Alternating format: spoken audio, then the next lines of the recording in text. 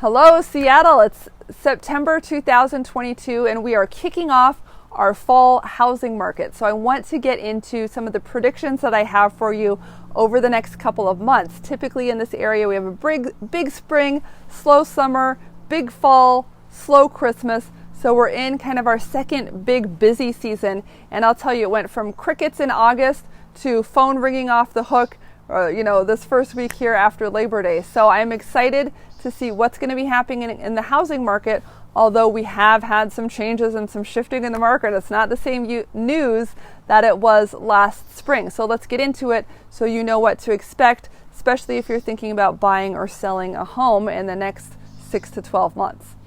So the first thing I want to touch on is price reductions. Overall in the Seattle area, we're seeing over a quarter of homes, 28% of homes, have had to drop their prices before selling.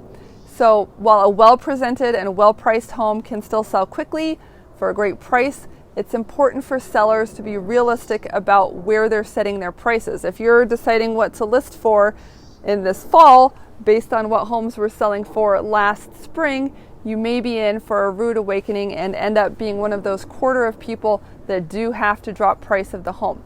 Same thing, you don't want to put a trashy house on the market for that same high price last spring. It's going to have a lot of trouble getting traction. There are fewer buyers, and buyers are being more picky. Don't get me wrong, it's still a seller's market, but you have to have a good product at the right price in any market to get things sold.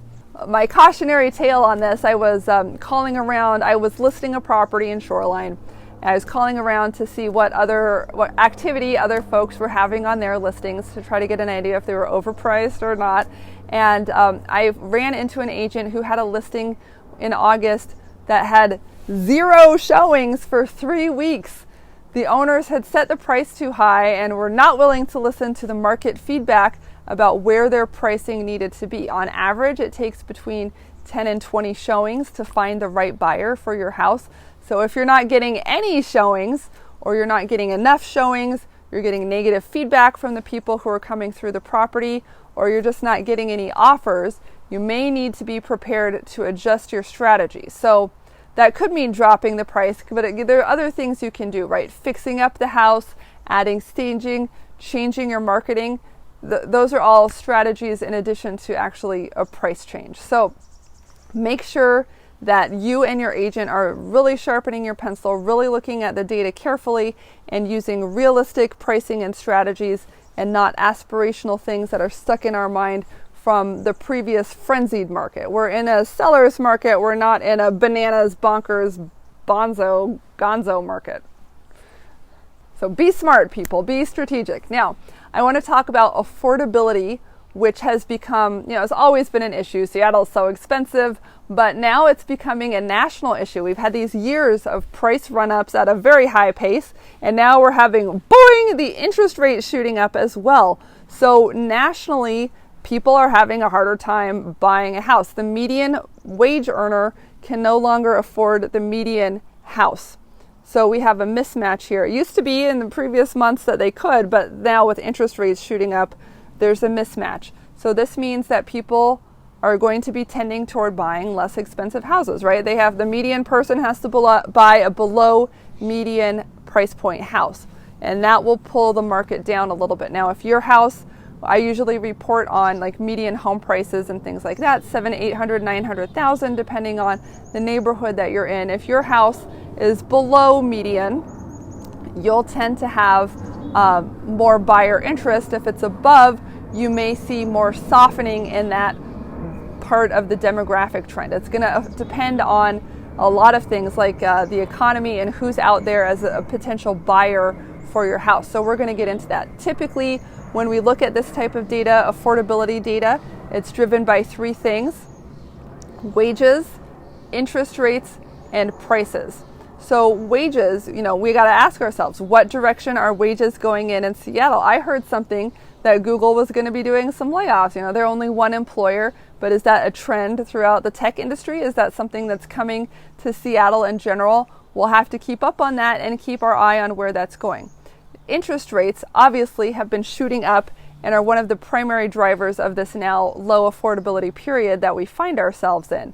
So with that in mind, do we expect interest rates to continue to rise? We have the inflation going on, which is compelling the government to increase interest rates. Now we have a recession going on, which compels the government to lower interest rates. So we're kind of trying to find the sweet spot or the balance point where this is. The Fed tells us to expect at least one more interest rate hike this year, and then some mortgage brokers at least expect to see interest rates stay steady, perhaps drop a little bit going into next spring. When it comes to prices, obviously with inflation, the prices of everything are going up, right? Gas, food at the grocery store, new cars, everything is becoming more expensive at a very fast clip. And I think some of our price hikes on our houses are reflective of that. So will that trend continue? That's what we're seeing, right? Again, the balance between that inflation and recession on prices. In a lot of markets, we are seeing housing prices are actually lower than they were during the peak last spring. I'm not sure where you live. If you want to dive into that on your location, I'm happy to pull that data for you. Just reach out to my office. One thing the mortgage industry is doing to combat this affordability program is coming out with, well, they probably always had them, but they're calling me every day advertising their new mortgage program. So we have interest-only mortgages, which take that principal component out of your monthly payment to drop your monthly payment. We have adjustable rate mortgages, which keep you at a low interest rate for a fixed period of time, usually 3, 5, 7, or 10 years. And then at that point, the interest rate adjusts to whatever the prevailing interest rate would be at that time, usually upward. So if you're only planning to stay in your home for 3, 5, 7, or 10 years, that might be a good option to look at to keep your payments low during that time, although there's risk then that if you stayed longer, your payment would bump up to an area that was uncomfortable. Most people hope that by then they'll be making more money and the affordability will be less of an issue. We're also seeing 40-year amortization. So rather than the 30-year, pay off your home in 30-year loans that are kind of typical, lenders are offering 40 years to stretch the payment out over a longer number of months to help you make it more affordable each month. I also want to highlight the type of buyers that I expect to see more in the marketplace right now. So during the crazy years when everything was getting like 20 offers, there were only a certain type of buyer that was rising to the top. It was the financially very strong buyer who had a lot of cash. So typically in order to win those things, people were doing, $100,000 earnest money deposit, and I'll bring an extra, $100,000 or $200,000 if there's an appraisal shortfall, right? They were putting a lot of cash into the deal in order to impress people that they were going to be the one who would close no matter what.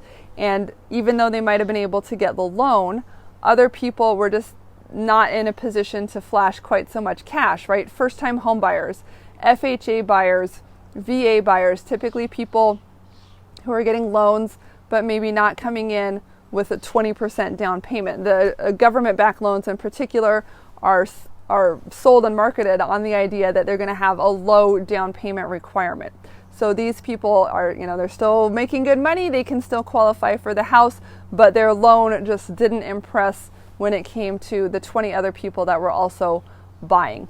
So when you are trying to attract a low down payment buyer, one of the things you can do other than dropping the price to position your house well is to offer incentives that help them reduce their cash out of pocket or reduce their monthly payment. So you can do things like offering to buy down their interest rate so they have a lower monthly payment. You can offer to cover some of their closing costs. So instead of having to put 3% down or 5% down as their down payment plus closing costs, maybe you're going to pay an extra 1, 2, or 3% of the purchase price of the home as a cash credit to them, which can be very valuable.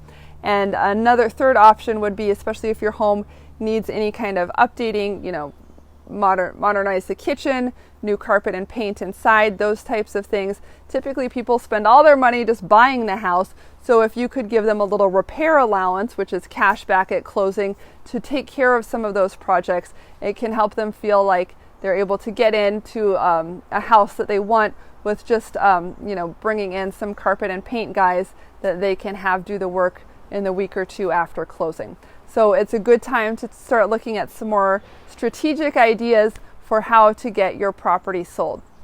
This is Emily Cressy with HomeSmart Real Estate here in the Seattle area. You can reach me at homeproassociates.com. I love this data. I studied economics in school. I get a little bit geeky, but I'm here to share it with you so you can make smart decisions. And strategically, if you choose me to be your real estate broker, we can put together a plan that makes sense for your budget, your timeline, and your personal goals. I'm here to help. Look me up when the time is right, and otherwise, I'll see you on my next update.